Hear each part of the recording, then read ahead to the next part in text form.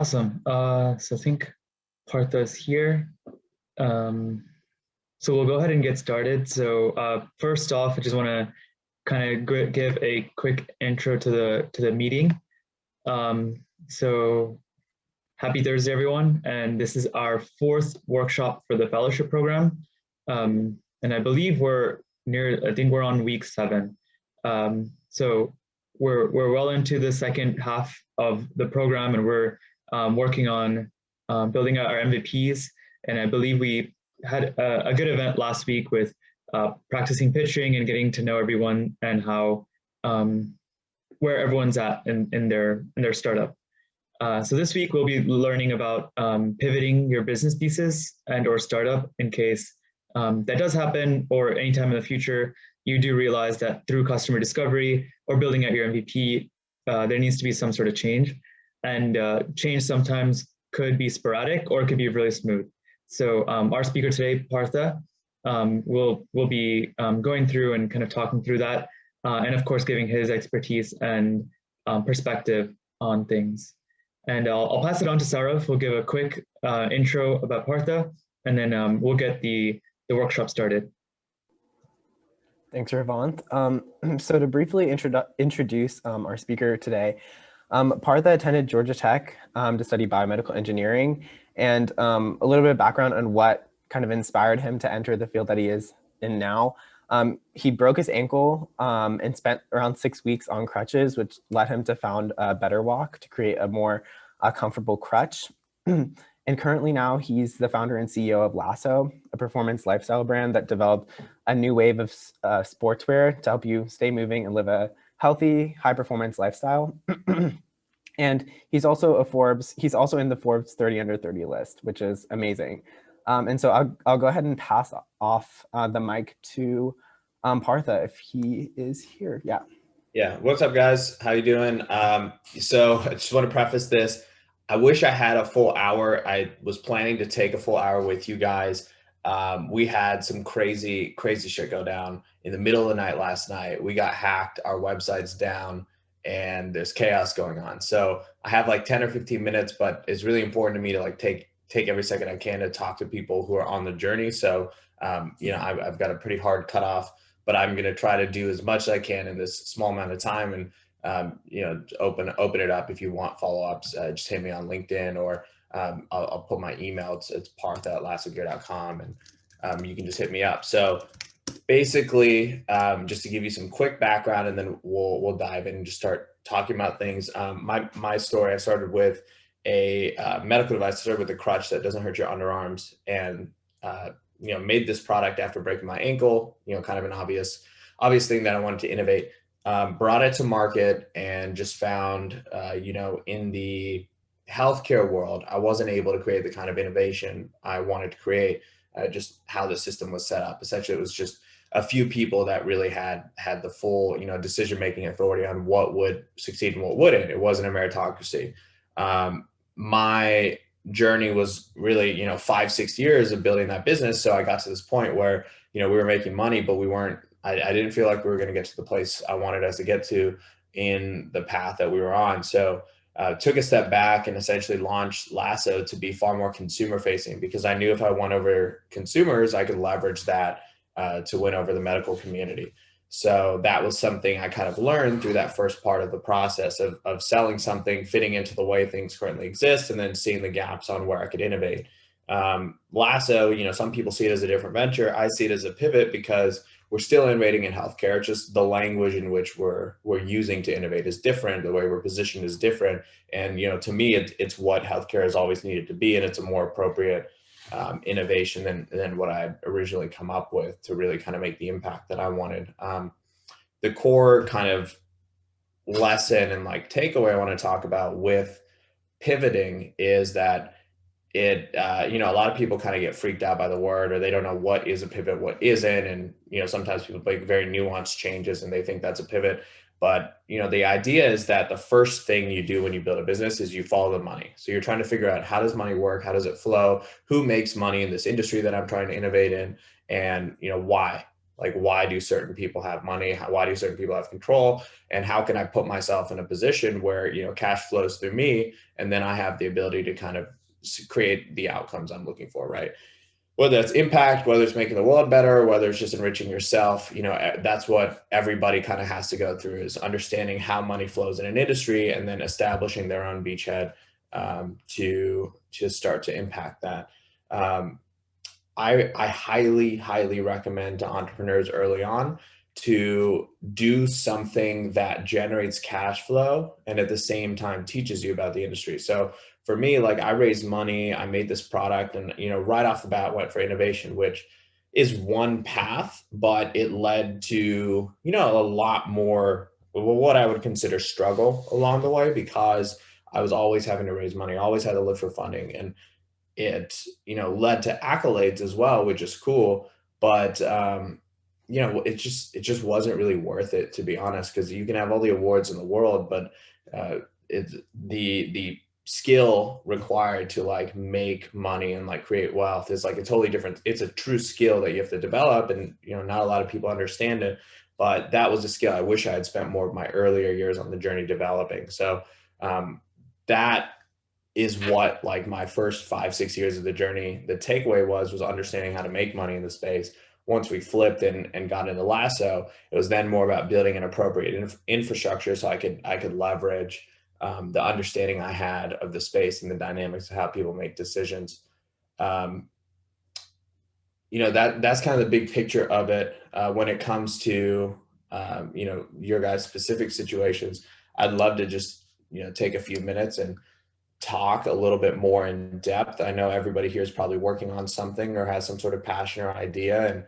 And, you know, I'm here to help, whether it's with like kind of life stuff, or, you know, I'm a pretty spiritual guy too. So that's kind of how I built my belief systems. But I think the beauty of entrepreneurship and, you know, the journey everyone in this group is on, is that it's really like a choose your own adventure. So if you want, you know, it's lifestyle mapping, if you will. If you're looking to be in Miami and party 24/7 and, you know, enrich yourself doing that, there's a lot of ways to actually do that. And I have a lot of friends who have gone down that path. If you're looking to impact tech and be the next Elon Musk, there's ways to do that as well.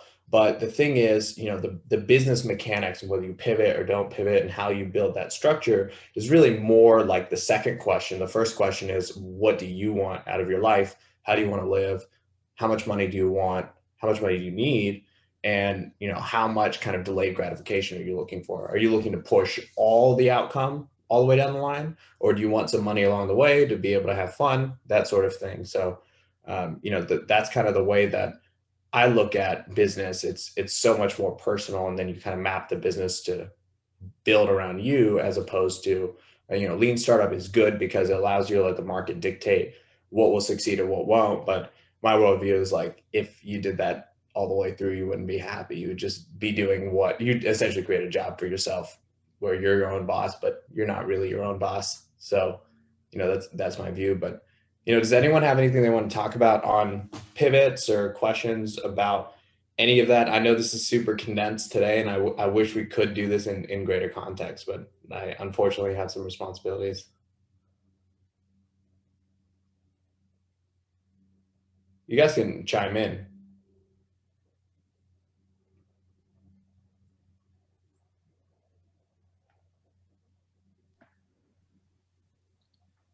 I guess I can ask a question. Okay, so in your first, like, I guess, product launch, when did you recognize that, like, I guess there was sort of, I think you described like a barrier to entry, and you weren't going to be as profitable as you wanted to be? Like, how did you come to that conclusion?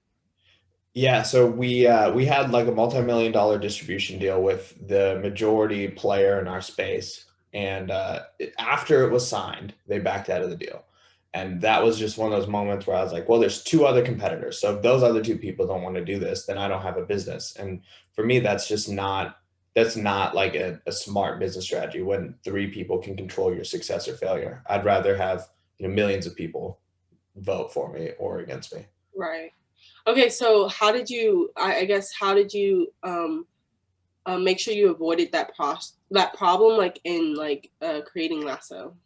Yeah, for sure. So with Lasso, we were consumer focused from the beginning. So the idea was essentially to build via e-commerce, to build brand leverage by having people be passionate about the product. So doing things like having pro athletes involved, like just the way that I put myself out there on LinkedIn or on social media, like showing off a certain lifestyle, like making it cool essentially. Was the goal, because when you have cultural leverage, you drive a lot of consumer behavior. So just by being cool, you're able to influence people to act in a certain way.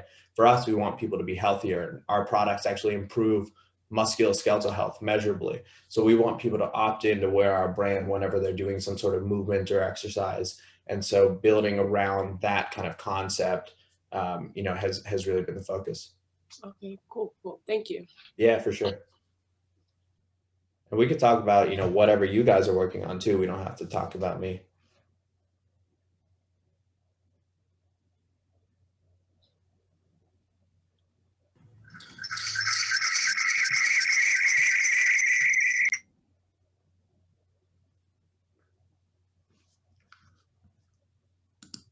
Anybody want to talk about anything? Hey, Partha, thank you so much for being here today. And yeah, I really love your I think it's really wise for us to think through what we want our lives to look like, and then shoot for that and take practical steps for that. I think so often I've seen like myself even just like dream of wanting to be a successful entrepreneur, but not thinking about what the implications of that would actually be for my lifestyle and the way that I live. So thank you for just waking us up to that and making us like ask ourselves that question. I think that's really good. As far as where I'm at with my startup, I currently have a mobile app called Cheers, and it's very similar to you, where you care about well-being and you wanted to improve well-being. And so I created this app. The dream of it was to create a new social network that would have all of the benefits of social networking, but without the negatives on mental health. And so we basically just compared the designs of Facebook and things like that and said, how can we take out likes and public posts and public profiles in comparison? And it's a lot different than existing social media, the result. We launched 2 months ago. We have 450 active users, but we're not seeing the retention that we need. And truly, I went back and did customer discovery, and I don't think that we're solving a specific enough problem for people to ever find product market fit. And so I definitely believe that we need to pivot. I mean, and we want to stay in the same space, but I don't even know, like, I guess like next steps, like all I can think of for next steps is just like start over with customer discovery and try to identify a real problem. We were originally going from a top-down approach of looking at the problems like on a societal scale or like a design scale, but we weren't looking at the problems from a bottom-up approach of like what problems the individuals face, like what is our customer segment and who are they and what problem do they face. So besides customer discovery, do you have any other, I guess, advice for where to go from here with our startup, like if we want to keep going, and how to pivot in that space? Yeah, it's a really good question, Braxton. Thanks for the kind words earlier. I'll suggest a systematic approach. So I think there's like two elements to building a business. One's technical knowledge. One's like you call it industry, community, personal, psychological, whatever you want to call that. There's kind of like the how people work knowledge and the how things work knowledge. So a lot of people focus on how things work, especially you guys, because you're all brilliant. So a lot of your effort and energy is going to be leaning on the skills you already have. If you're a great developer, you're going to look to solve a problem through development. If you're a great builder, you're going to look to solve a problem through a physical thing. If you're great with people, you're going to look to try and build a service business. That's not inherently a bad thing, because people should play to their strengths, but it's bad when your thought processes are biased prior to you solving a problem with only the tools that you have in your belt currently to solve them, if that makes sense. So I would focus on the how people work side of things. So to your point, in terms of the bigger kind of broader societal problem, when you start with something micro with customer discovery, you start to find, the remnants of what I would call like a greater truth. So like I'll give you the specific example with the crutches. I said, people want innovation in the sector. Yes, that's true, right? But that wasn't the actual problem. The bigger problem was people want a way to improve how their bodies move on a daily basis. And so it was more an innovation in the change of form factor of how we apply joint support, like changing, our socks replace like kinesiotaping. So the idea being that if you can create a product or a strategy that solves that kind of grander, like, hey, I want to go from A to B and I don't want my body to hurt, or I want it to move better, right? That was really the more abstract thing. And so a crutch for me was a very technical solution to the problem. I wasn't looking at the broader scope, and I wasn't understanding people deeper than just this simple, like, in this situation, this is a literal way to improve this product. You want to drive toward the expansion of the way you think from a scope standpoint. So a big part of that is reading. A big part of that is talking to people that are different from you and observing how other people solve problems. Like if you look at a Tesla or an Apple, for example, what they've done really well is they package technology with brand to help improve the adoption of new technology, because they've understood really intimately that the branding is one of the key ways to get people to adopt new technologies. For your example, I'm not going to be the best when it comes to software, but I'll just say, like, kind of from a general scope, you have people that are looking for a certain solution to a thing, but can you go deeper than that? Like, what's the underlying problem? What's the lifestyle change or lifestyle addition that people need? Because any sort of software, any sort of thing, it is a part of how somebody lives. And, anytime you're changing how somebody lives, there's an adoption cost to it. And you also have to worry about habit formation from a software standpoint. So how frequent are the touch points you're attending for people to use it? Is it enough? Is your onboarding enough to make the software into a habit? If it doesn't turn into a habit, people are going to drop it very quickly, especially when things like subscription fees or whatever kicks in before it's actually become an integral part of somebody's life. So the question is kind of in twofold. One, can you go deeper into understanding what people are actually looking for? Because what they say they're looking for is also limited by their own self-understanding. So for example, if you were to say to me, like, hey, what do you, if you were to say making an app on efficiency, like, how do you stay efficient? I don't know the answer to that. You know what I mean? So you'd probably think that I need a certain kind of app or a certain kind of tool based on my answers. The truth is, I haven't reflected very much, but people, when they get asked questions, want to answer with authority. So you're going to think I've reflected. You're going to think I actually know what I'm talking about. I don't know shit. And that's what a lot of customers are like. A lot of customer discovery is biased by the fact that those people don't actually have depth of, self-understanding or self-awareness to a certain extent. So it's kind of on you to start to ask the right questions out of people, but finding the right questions is its own challenge because it requires greater depth of thought. So for example, rather than how do you stay efficient, you could go deeper from a lifestyle standpoint and say, what are the things that you do in your life that maintain your energy, or like keep you happy, or keep you, all of the other factors that pertain to efficiency? You might find better questions that'll bring more out of the person.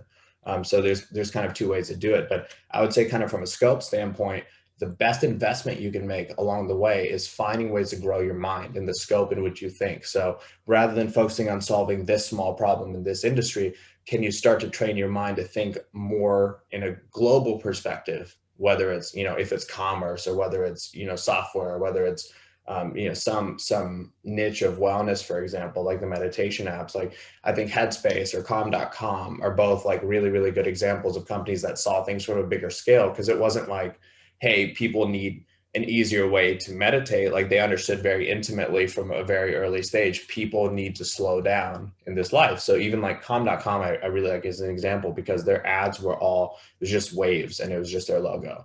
And it was just like 10 seconds of just waves and calmness. And it was just like, if you want more, download our app, right?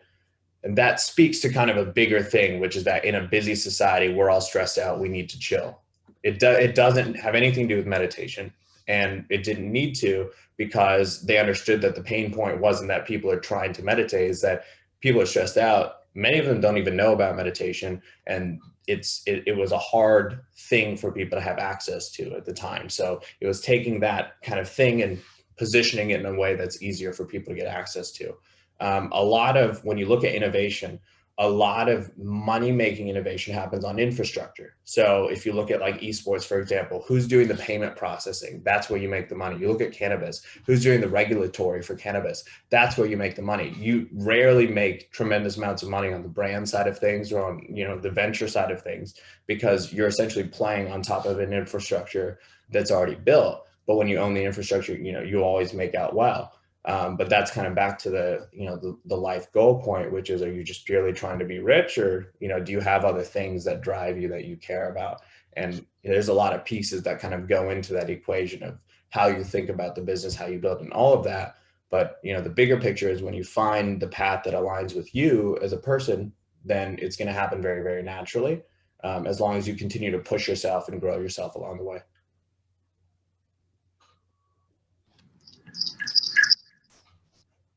Thanks, I appreciate that a lot. For sure. Anything else? I'd be down to do one more, and then I'm going to have to jump onto a Zoom call.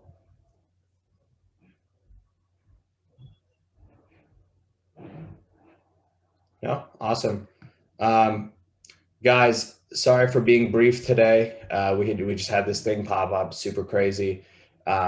My email's in the chat. Hit me if you need anything. You know, the best thing about being at Georgia Tech is that you're around a bunch of brilliant people, and don't take that for granted. Like the quality of talent when you enter the world drops significantly in terms of who you're working with for every other field. So know that you're in a room of people that 5-10 years, everyone's an exec. So that is a powerful thing. Build relationships among your peers, build that foundation. Don't put pressure on yourself to succeed too quickly. Success is a mind state. It's a way of living, and it has nothing to do with the dollars in your bank account. It has nothing to do with the car you drive. All of that is just ways to position and signal success to other people. But when you look at the core of it, are you happy every day? Or do you spend time with people you love? Like, are you healthy? Do you eat well? Do you have energy to get through your days? If you can check all those boxes off and you wake up smiling every morning, you're doing a good job. That's all you need to do.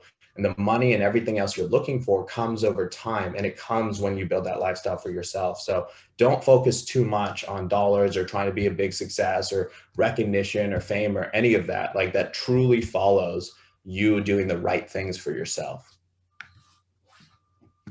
That's my piece. Guys, I appreciate it. Sorry to be so brief.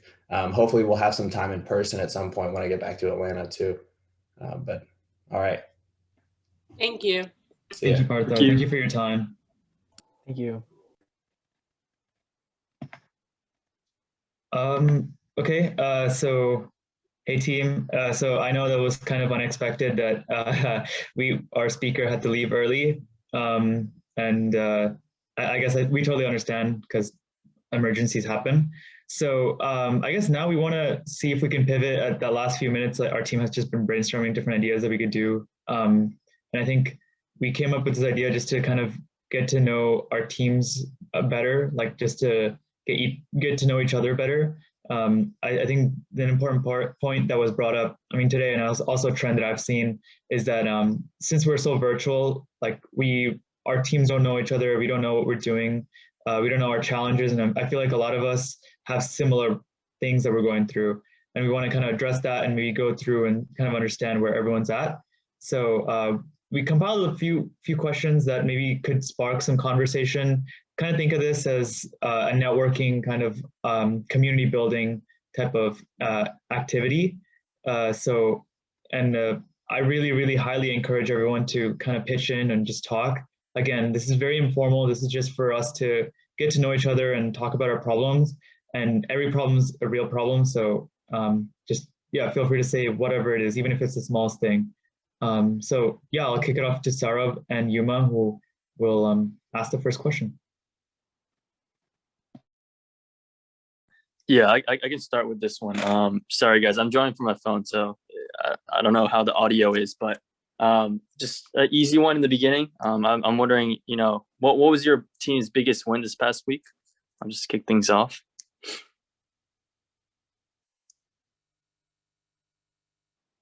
Uh-oh, maybe this was a tough question. I can start. Go for it. All right. I think our biggest win was after our first round of customer discovery, we just kind of had to refocus and rehypothesize, and so we were able to do that in a long meeting this past weekend, and we kind of like have recentered and are going into our second round pretty strong now. Awesome. Wants to go next? Our Notion integration is going very good. We're actually making Notion accessible from HitSnag much quicker than we thought. So you'll be able to like email to any part of your Notion from any device that has like an email on it. And we're hoping to do like Slack or something soon. So working on our landing page, making sure that our founder stories are on there so people can get to know us and believe in us, believe in the brand. But pretty sweet. Braxton, I might actually have to hit you up because if you're talking about like the pivot stuff, there was a company a while ago that I used to actually like have slight it wasn't competition, but it was like I was like on the same idea as them, and that was like my first company. But I think if you reached out to the guy I'm about to send you like after this call, you might be able to like both have like a good brainstorm or something like that. But it's called a Kuna, and it's a social network for privacy. But they really want to have mental health up in there. Yeah, I appreciate it, man. I'll definitely reach out. And I'll guess I'll go next with my biggest wins for the week. I got my co-founder and I won a reward at Georgia Tech through it's a leadership reward that we're making an impact on Georgia Tech's campus. I don't know who nominated us for it, but somebody that liked our app. So we're excited for that. And yeah, also scheduled a whiteboard session with my co-founder for tomorrow night. So I'm excited to hop in and work out this pivot, which is another big win. Oh, nice. What's the award called again?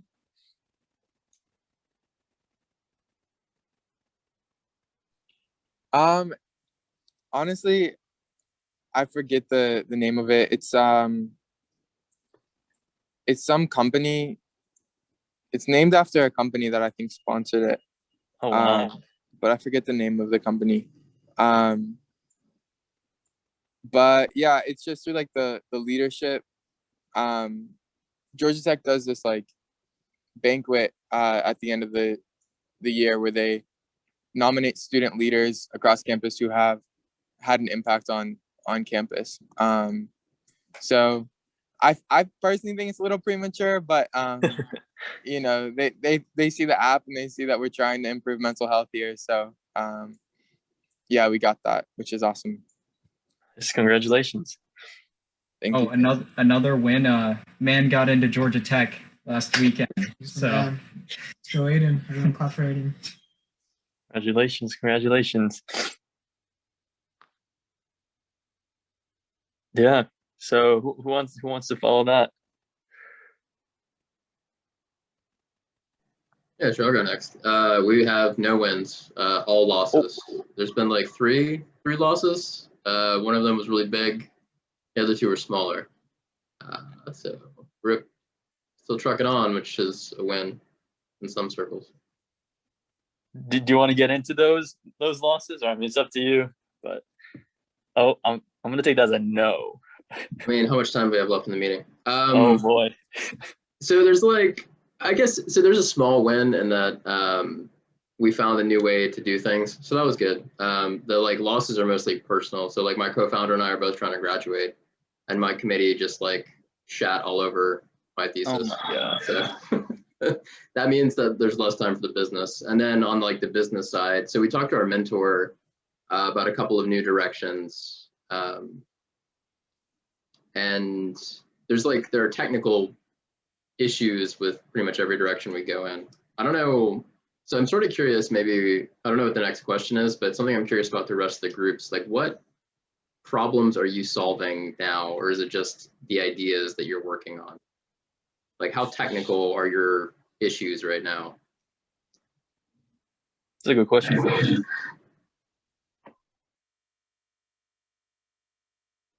Is that in regards to developing product, or is that in regards to the actual like one-liner that we're like our problem that we're solving? Well, it's like, okay, so let me preface this by saying, so like a lot of stuff that I hear in the startup space, I feel like I've like gone into a Joe Rogan podcast where it's just like marketing and bullshit. And there's like, you're giving me like your elevator pitch and all that other stuff. And that's fine. Like, that's good and all. But like here with like people who are trying to do it and like we're all on the same level, like, I guess what I'm interested in is what's the real deal? Like, what's the, like that guy, the CEO dude who was like, listen, our company's broken and our website might not exist next week. Like the guy from a month ago, like that sort of thing, I guess is what I'm curious at. If we're going to be like a community of entrepreneurs doing stuff, I'd like to know where you're actually at. No pressure. I mean, I think I've been pretty honest about where we are at.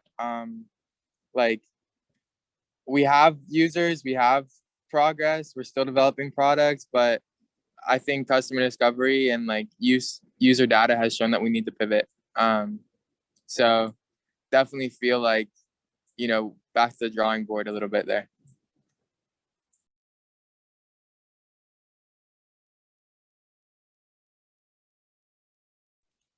For us, we're trying to more understand exactly what our users need and trying to get in touch with users and trying to get them to talk with us is kind of our biggest thing right now. Yeah. We're kind of struggling with. We're trying to make the product sticky enough so people continuously like use it as a habit. But we're just very early stage, so we're just like open accepting payments. I mean, we launched our MVP almost like half a month ago. So.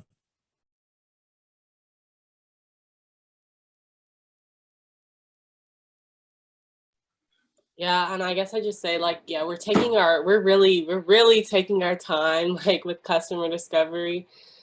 I have a couple like sports conferences that I'm going to in the like coming weeks, and we're just trying to figure out like I guess using the last phrase, how to make it sticky. We believe we have our problem, but that was like the problem that we saw, like the pattern that we saw from our first round. So we're trying to test whether or not that's the case, and then just like innovation after that really is where we're at. So I think go ahead. Okay, I was gonna ask Fei Yang. I know you guys have a pretty technical project. How's it going for you all with with Insight? Oh, we're pretty make a great progress last week, and we do a customer interview around like 8 to 10, and we talk with the different customers, not only from the license office in Georgia Tech. We also talk with the other universities license office. We talk with the Kennesaw State University's license office, and the feedback is positive. And we also show them our kind of like our demos, which is kind of like our software we're gonna develop in the futures. And they impressive our kind of like demos. And since currently we still have some like actually we didn't use our own database. The data we are using right now is kind of like the simulate data. And yeah, we are trying to really develop our product at this moment. So I mean, like this kind of like the huge progress for us last week. And yeah, but the same time is that some interviewer we got is these things that if we focus on only the patent license office from the school, they feel the future business might be a little bit narrow. So they think we should explore more in the business world, for example, like capitalists or some another investors, but not only focus on the schools. So yeah, but we got a lot of feedback. Yeah, that's awesome. That's awesome. And I think one question right now is like, I think we've all clearly defined like the stages of customer discovery and also like developing the product. I'm curious if like bridging those two, like in the prototyping phase of like just testing out ideas with users, if anyone's had any sort of like creative approaches. Like I know Praneet, he's the director, co-director of Startup Exchange. When he was working on his startup, instead of like going straight into the full-fledged product, he used spreadsheets and Google Forms to like make things work for him, and that was like his way of testing before he went all in. And I was wondering if anyone had any stories about that, or had, you know, suggestions of like, oh, I would do this, right? Like it doesn't have to be, you know, fully thought out, but I'm curious if anyone has that.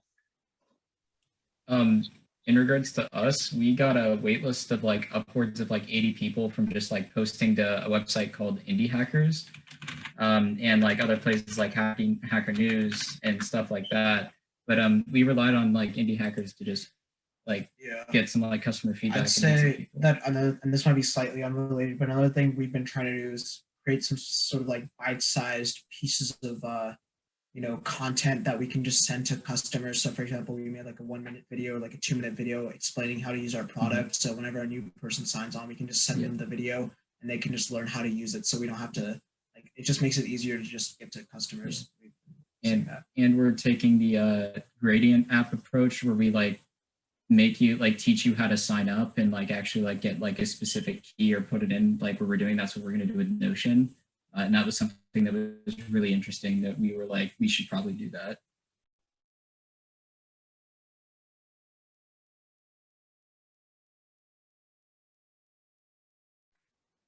Yeah, I think so. Was the waitlist approach effective, would you say? Or were there things that, you know, looking back, you would change now? So there are... Oh, you're cutting out of it. Yeah, you're frozen on my side right now, but that might just be me.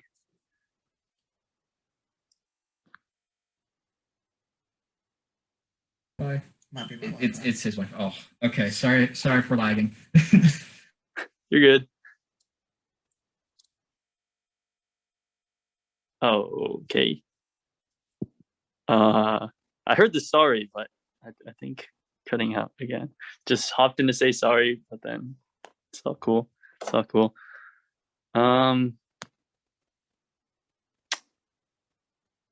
Yeah. So does anyone else, we'll come back to Aiden in a second. Does anybody else have any like experience with that? I think like that's a pretty effective way to sort of like, instead of having these like two very distinct stages of like customer discovery and then developing, I've heard of stories, you know, where people have that prototyping stage in between, and they test that. And I think that can, you know, it will take some time to make that prototype, right? But in the grand scheme of things, it will decrease the number of pivots you have to make. And, you know, long nights that, oh, wait, Aiden, are you back? Oh, sorry. Yeah, we're back. This is okay. You can yell at him. Go for it. Oh no. That's. And were you asking about the waitlist and its effectiveness at the current moment? Oh, whoa! You just went on like 2 times speed right there. Yes, we were asking about the effectiveness of the waitlist. Okay, we might cut out, but I'll just like cut my video. So waitlist, you guys can hear me, right? Yes.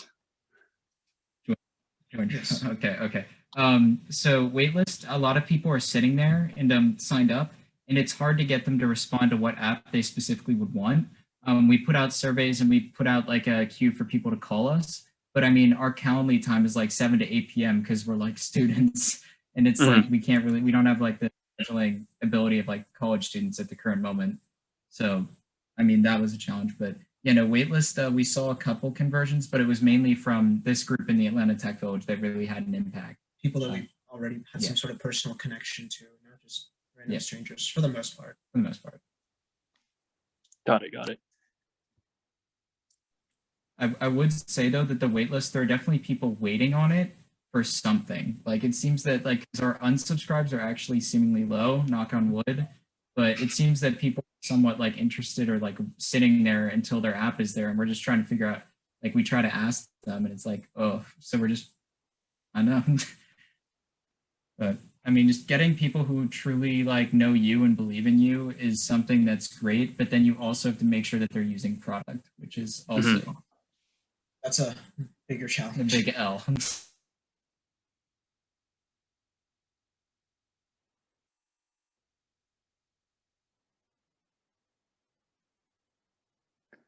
I guess one big question I have for like all the teams, and this is something that, you know, when I'm working on things and I'm at like gatherings and stuff that I wish we would talk more about, is like, what is the hardest part about your like startup journey right now? Like, it's, everyone knows that it's tough, right? But no one seems to really talk about it.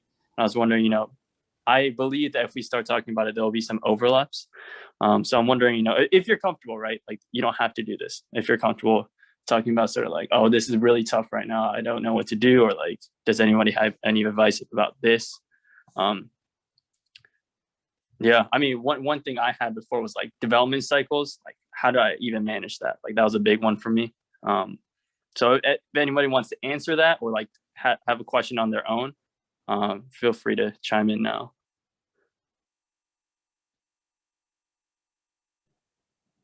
Yes, so I'll go ahead and go, because I think this actually has bearing definitely to Braxton, maybe to Fanchi. I don't really know about some of the other groups. But there is a scaling like wall, like after you reach a certain number of users. And I'm not quite sure like the technological leap to like using AWS, which is super expensive for like scaling. There are path dependent like cost functions, and I don't really know what those look like. And I'm curious if other people are starting to think about that too, or if you're still in the early stages, because I feel like that's like that's like the wall, I feel like, that differentiates a startup that keeps going and one that like peters out, regardless of your customer base. We're trying to do things that don't scale. We're really trying to aim on reaching the first customers, but we're using technology from DigitalOcean called the app platform. And then we're trying to make it so our platform can run anywhere, but we're focusing more on like our biggest issue is we're trying to stay focused. Like in startups, it's very easy to get distracted on building product. And you would see much more result because you might feel like you're in the abyss, like we right now. Yeah, I don't know. At least for us, we're kind of in a bit of a spot where we have some sort of MVP out there, and we have customers who are paying, but they're not using the product as much as we like, and we're still trying to figure out exactly why. And we're trying to see, maybe do we need a slightly different business hypothesis or something like that? Do we need to change something here and there? So we're currently trying to figure that out. Yeah, and it's easy to go work on building on product in many ways because it's so enticing, because it's like, oh, here's the like technical, like it's like math or like trying to solve something. But the human side, the like actually talking to customers is something that's like really big for us, because every time we talk to one, we get like, okay, here's a new thing we can work on. Here's like this great feedback. And then it just gets hard because it's so easy to fall back into product. And we're just trying to stay focused on getting more feedback.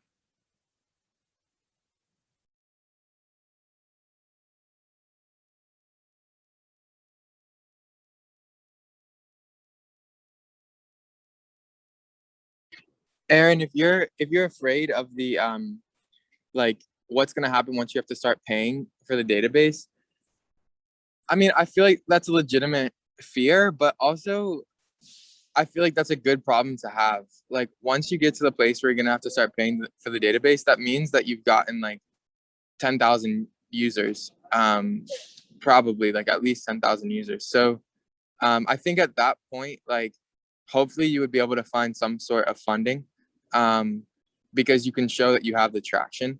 Like, I used to fear that, like, oh no, like what happens when we get that many users? But like, we have 450 users and we're not even close to having to pay anything for the database. So I guess it just matters like how you're using the database and things like that. But yeah, I would say I hope so. Don't worry about it. It's a good problem to have. Sure, yeah. Thank you.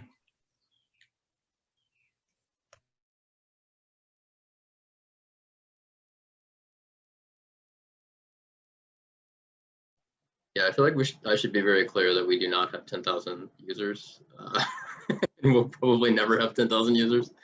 I should just make that very clear. Scaling is not a problem now. I guess I'm curious, like, what people were thinking about, if that was like going to be an issue. I think we're in a very different spot than the rest of you guys. I think a lot of our issues are not really something you're going to be interested in, which I don't mean that as like a slight. I just mean we're not interesting. I just mean we're boring.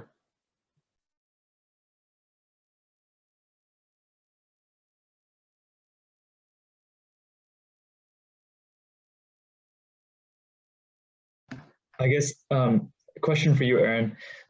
Were you able to, I guess, reach out to other companies or other researchers who are kind of in a similar field or similar position as you, who are not very so much user-based, but kind of, I know you guys are working with models, algorithms, and large data sets, but that sort of like field of computing. Like, have you talked to like them and seen what their solutions have been to your issue? Yeah, I mean, we've gotten a bunch of feedback. We got a lot of networking from our mentor and from other people in the group. Everybody's been really great, super nice. I think the short answer is there's like a million roads and they're all pretty equivalent. Like there's a million ways to do that sort of stuff these days. It would have been really hard in 1989, but it's like not that hard now.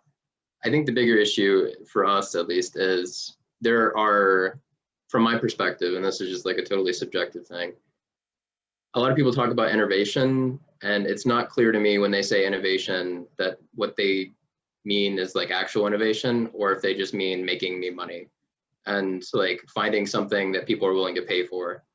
And we're at the stage now where if we're going to devote, like we're both about, we have like real jobs lined up, and so like we would have to make the choice if we're going to give up our real jobs to do something that's like innovative. What does that mean versus will it make us a lot of money? Does that make sense?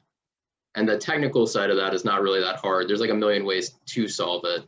We just have to start paying to solve it at some point. Did I ramble, or did that actually make sense? No, that makes sense. That makes sense. So would you say like the blocker for both of you is like putting in the time and the effort as well as like taking in the risk of working on this problem? Yeah, so like a good example is we're in like a weird position where we have something that's definitely valuable, like people will pay for it, but I guess like I'm a chemist and a scientist, so I can't get over it, but like I see market need as sort of like a potential, sort of like a voltage or like a potential energy.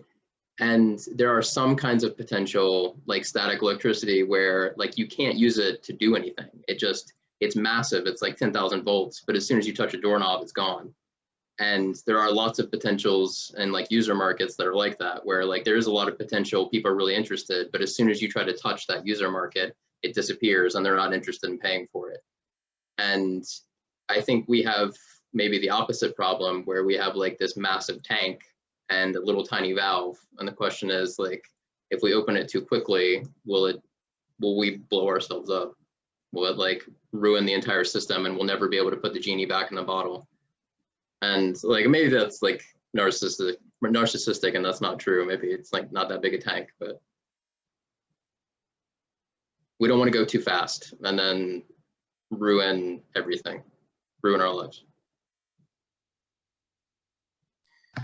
Aaron, I would say like in the world of startups, like it's really easy to fear potential problems because there are a million problems that you could run into. But like, I think there are also enough problems that we already have in our present circumstances as founders. And so I would encourage you, like, rather than fearing problems that could happen, like focus on the problems that you have now. I also would say that like I was scared of that same issue of like, oh, are we gonna grow too quick and how are we gonna manage that? And like we didn't end up having that problem. So I don't know if maybe you'll be different, but yeah, I would say I worried a ton about that, and I look back and I'm like, I wish I hadn't worried so much about that. That was a waste of my worrying. Yeah. Gotcha. Yeah, I should say, just like to preface all of this, we will have a giant database. And so growing for us doesn't mean users. Growing for us means storing a crap ton of data about a crap ton of things that maybe nobody cares about most of the time. And they only pay for it like once every 10 years. Like, that's the downside. And so like our scaling sort of has to be upfront before we make money. But thank you. That's very affirming, and I really appreciate it. That's really nice of you. You like living up to your company's goal. Cheers.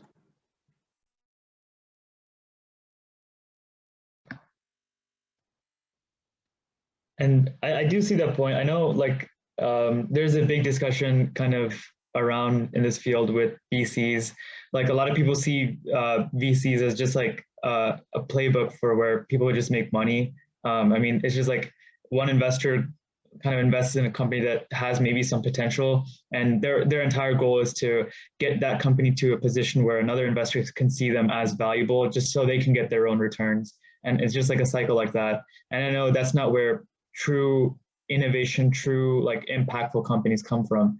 And this is, I think, I was watching this talk by Chamath, like from the field, and he was talking about how like he sees innovation and how his company, like Social Capital, they only invest in companies that they see in long-term vision, and they see growth, not by like on a daily basis or a yearly basis, but like decades basis. They want to see growth over time, slow growth, slow and sustainable growth. So I totally get that aspect from your perspective, like why you would see that as valuable for what you want to do.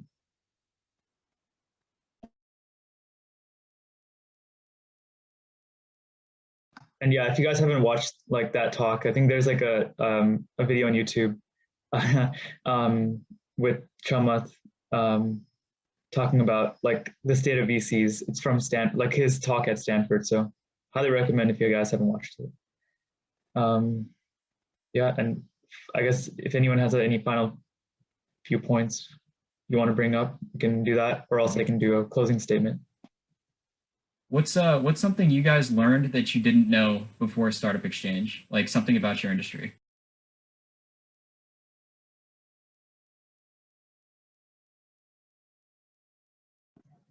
I didn't realize how bro intensive this was. I was like really surprised. I don't know why I was, but I've been really surprised at how like marketing and like bro science-y everything is.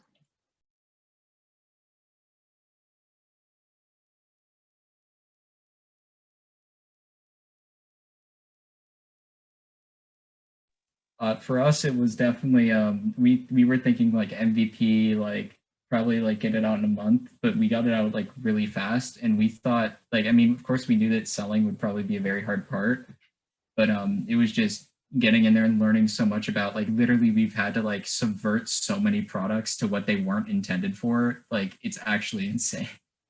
And then we built our product off of that.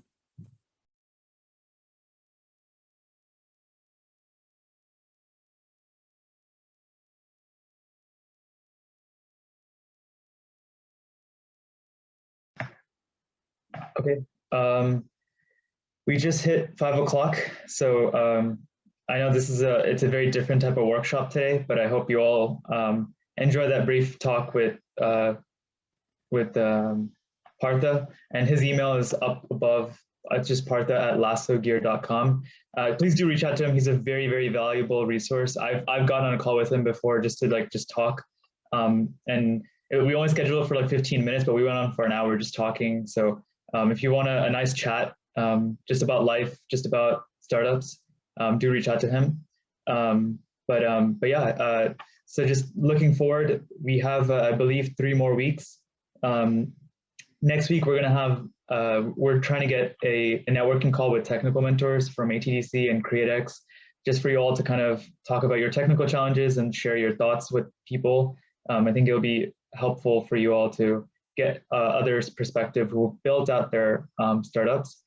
on the technical side. And then, of course, we have the pitch competition on the 16th.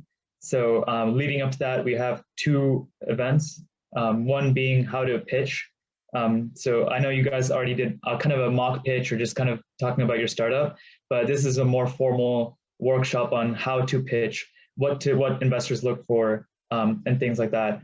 And then on the very last week, we'll just have kind of similar to what we did on week 5 or week 6, where we pitched. We will all just be pitching, and then we have a small talk from Contrary Capital on next steps on what you can do after this program, either whether that be VCs, grants, or angel investing or whatever.